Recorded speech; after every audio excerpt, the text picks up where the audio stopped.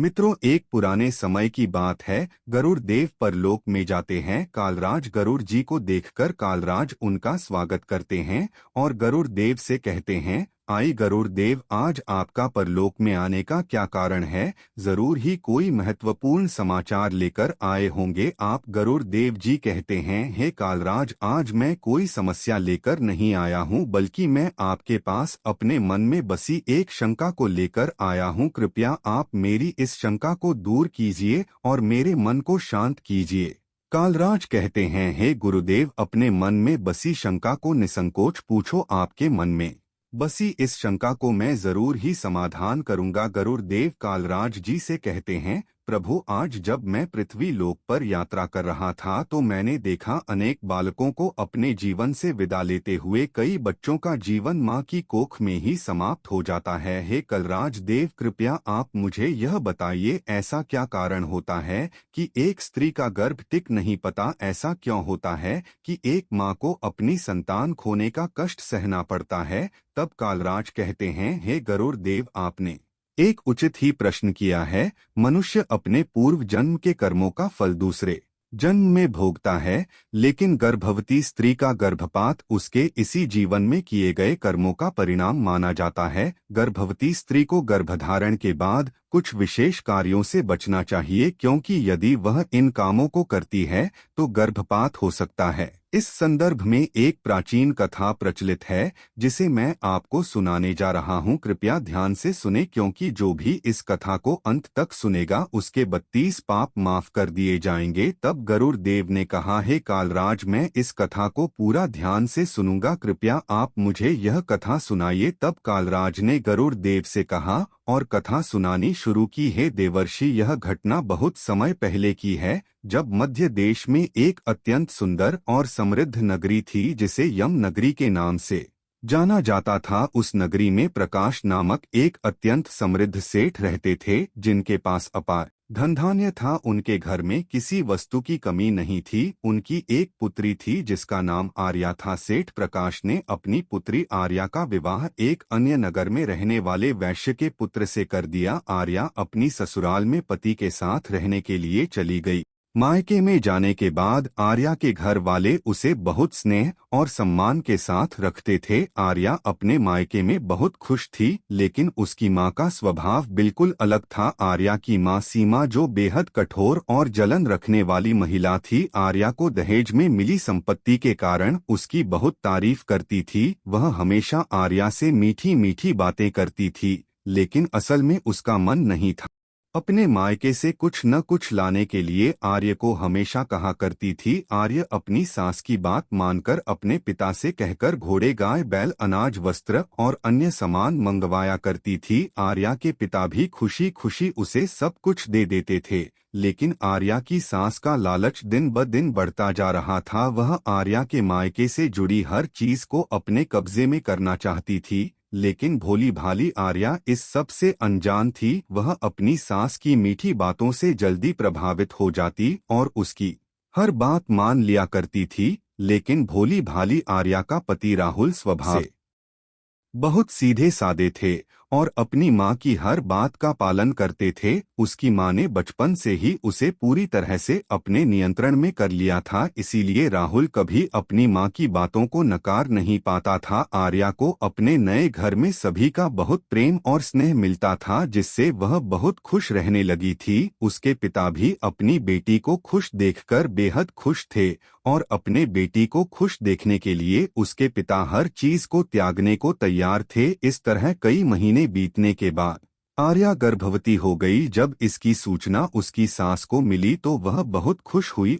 उसने तुरंत आर्या के माता पिता को इस खुशखबरी के बारे में बताया और साथ ही कई महंगी चीजों की मांग भी कर दी। आर्या के पिता इस समाचार को सुनकर बहुत खुश हुए और फिर वे बहुत सारे नए कपड़े, अनाज, मिठाइयाँ और गहने लेकर आर्या के घर पहुंच गए। वहां उन्हें बड़े प्रेम और सम्मान के साथ स्वागत किया गया। आर्या भी अपने माता पिता को देखकर बहुत खुश हुई। कुछ समय बाद आर्या के पिता अपने घर वापस लौट गए। कई दिनों तक आर्या का गर्भ बढ़ता गया और उसकी सास भी उसकी अच्छी देखभाल करती रही। लेकिन कुछ समय बाद एक ऐसी घटना हुई जिसने आर्या के जीवन को दुखों से भर दिया। उसकी खुशहाल जिंदगी में अचानक अंधकार छा गया। एक दिन अचानक आर्या का गर्भ गिर गया, जिससे उसकी सास बहुत क्रोधित हो गई। फिर आर्या को उसकी सास ने ताने मारने शुरू कर दिए। तुमने कौन सा बड़ा पाप किया है? तुमने अपने ही बच्चे की जान ले ली। तुमने कुल को नष्ट कर दिया। तुमने उस मासूम को जन्म लेने से पहले ही मार डाला। इस तरह आर्या की सास ने उसे बहुत ताने दिए, जिससे आर्या दुखी और गहरे शोक में डूब गई। वह उदास होकर कहने लगी, माँ, इसमें मेरा क्या दोष है?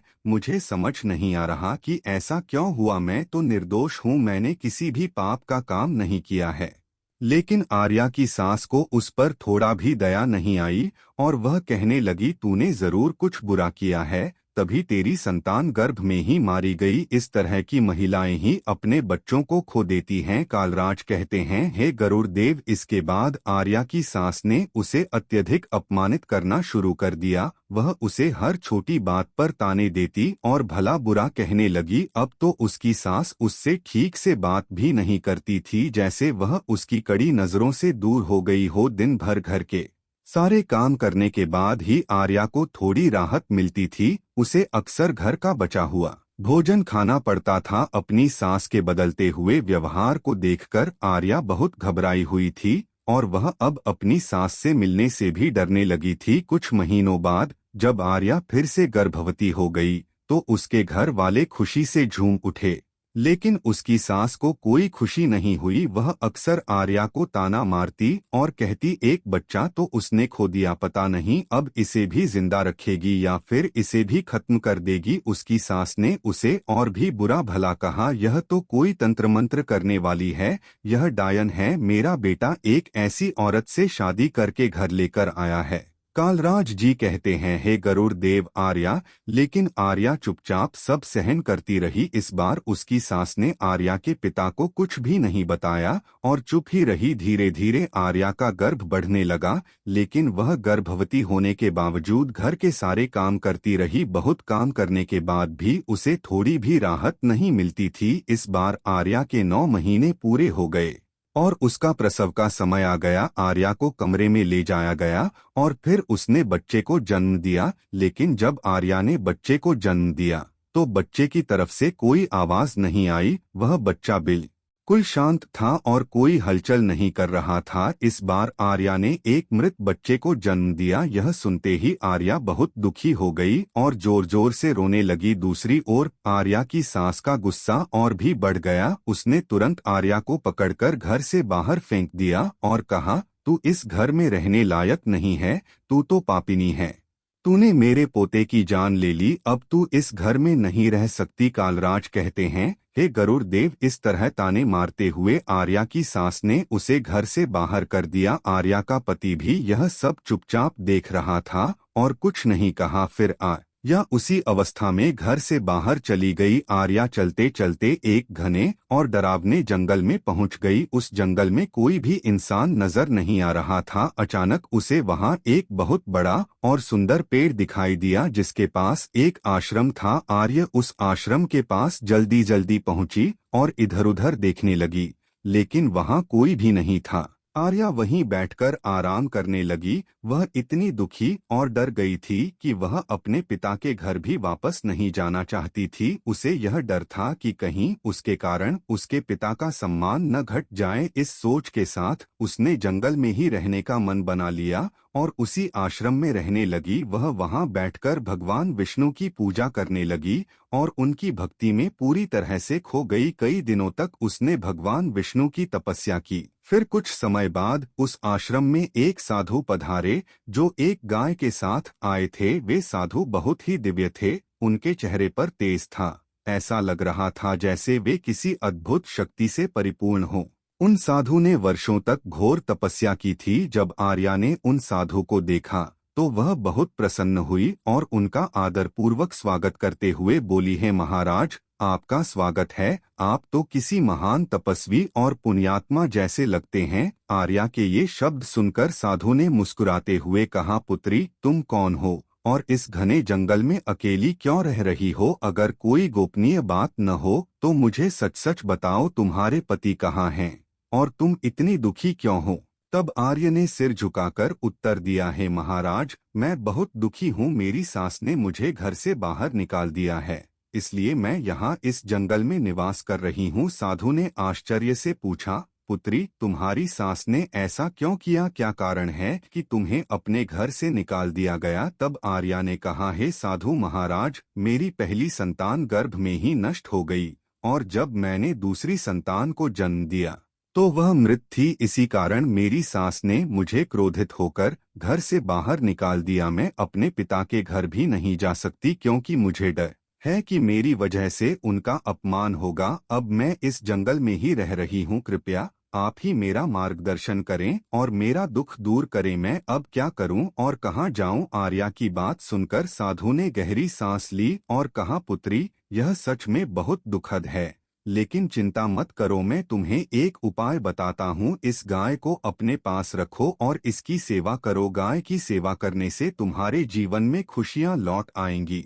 और तुम्हें उत्तम संतान का सुख प्राप्त होगा। इसके साथ ही मैं तुम्हें कुछ नियम बताऊंगा जिन्हें गर्भवती स्त्री को अवश्य पालन करना चाहिए। इन नियमों का पालन करने से तुम्हारा जीवन सुखमय हो जाएगा। हे पुत्री, मैं तुम्हें कुछ महत्वपूर्ण बातें बताता हूँ जिन्हें हर स्त्री को ध्यान में रखना चाहिए। मासिक धर्म के दौरान स्त्री को अपने पति से दूरी बनाए रखनी चाहिए और शारीरिक संबंध नहीं बनाने चाहिए, क्योंकि इससे गर्भधारण में बाधा उत्पन्न हो सकती है। गर्भवती स्त्री को हमेशा प्रसन्न रहना चाहिए और भगवान की पूजा में ध्यान लगाना चाहिए। गर्भवती स्त्री को कभी दुखी या निराश नहीं रहना चाहिए और बुरी संगत या गलत आचरण वाली स्त्रियों से दूर रहना चाहिए। दूसरों के घर का भोजन खाने से भी बचना चाहिए। गर्भिणी स्त्री को सूप या ऐसी किसी हवा से बचना चाहिए जो गर्भ पर नकारात्मक प्रभाव डाल सकती है। उसे किसी भी भयानक वस्तु या डरावनी बातों से दूर रहना चाहिए और मन में सकारात्मकता बनाए रखनी चाहिए। बहुत गर्म भोजन या ऐसा भोजन जो ठीक से पच न सके नहीं करना चाहिए। हर भोजन के बीच पर्याप्त समय का अंतर रखना चाहिए ताकि पहले का भोजन अच्छे से पच जाए। इन नियमों का पालन करने से गर्भवती स्त्री का स्वास्थ्य अच्छा रहेगा और संतान भी स्वस्थ जन्म लेगी। जो महिलाएं संतान प्राप्ति की इच्छा रखती हैं, उन्हें कुछ खास नियमों का पालन करना चाहिए। अगर किसी महिला के बच्चे गर्भ में मर जाते हैं या वह संतान उत्पन्न करने में असमर्थ होती है, तो उन्हें ऐसी महिलाओं से दूर रहना चाहिए। जो महिलाएं इन नियमों का पालन करती हैं, उन्हें अच्छे बच्चे मिलते हैं, जबकि जो इन नियमों को नहीं मानती, उनका गर्भ गिर सकता है या संतान नहीं हो सकती है। अब मैं तुम्हें संतान प्राप्ति के कुछ आसान उपाय बताता हूँ, ध्यान से सुनो। मासिक धर्म के दौरान महिला को 4 दिनों तक पति से शारीरिक संबंध नहीं बनाना चाहिए। चौथे दिन के बाद वह शुद्ध मानी जाती है और 1 सप्ताह बाद वह पूजा करने के योग्य होती है।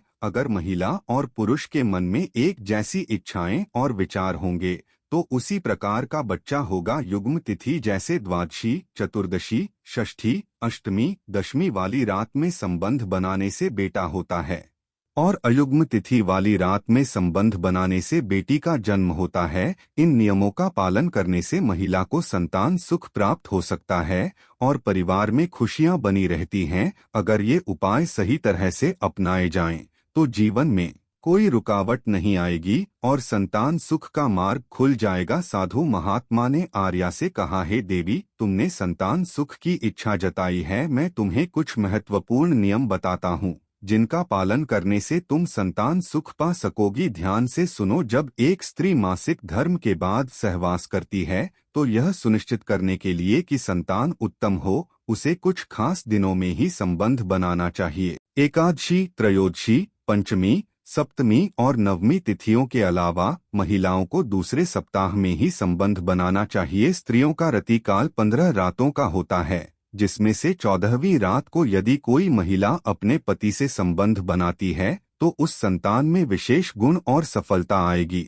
रथकाल के 5वें दिन महिलाओं को तीखे, कड़वे और गर्म भोजन से बचना चाहिए और मधुर मीठे भोजन का सेवन करना चाहिए। स्त्री का गर्भ एक औषधि की तरह होता है और पुरुष का बीज अमृत के समान। इस कारण महिलाओं को सहवास से पहले तीखा और तीव्र भोजन नहीं करना चाहिए। साधु महात्मा ने कहा, हे देवी, मैंने तुम्हें संतान प्राप्ति के लिए जरूरी और प्रभावी नियम बताए हैं। यदि तुम इनका पालन करोगी तो तुम्हें उत्तम संतान प्राप्ति होगी। रेवती ने दुखी स्वर में कहा, हे महात्मा, इस समय मेरे पति मेरे पास नहीं हैं, तो मुझे उनसे मिलन कैसे होगा और कैसे मुझे संतान सुख प्राप्त होगा। साधु महात्मा ने मुस्कुराते हुए उत्तर दिया, हे पुत्री, तुम पहले इस गाय माता की सेवा करो। जब तुम गाय की सेवा करोगी तुम्हारा पति अपने आप तुम्हारे पास आएगा। इतना कहकर वह साधु महात्मा गाय के साथ स्थान से गायब हो गए। उसके कुछ ही वर्षों में आर्या को एक एक संतान की सुख प्राप्त हुई और वह खुशी खुशी जीवन अपने पति के साथ व्यतीत करने लगी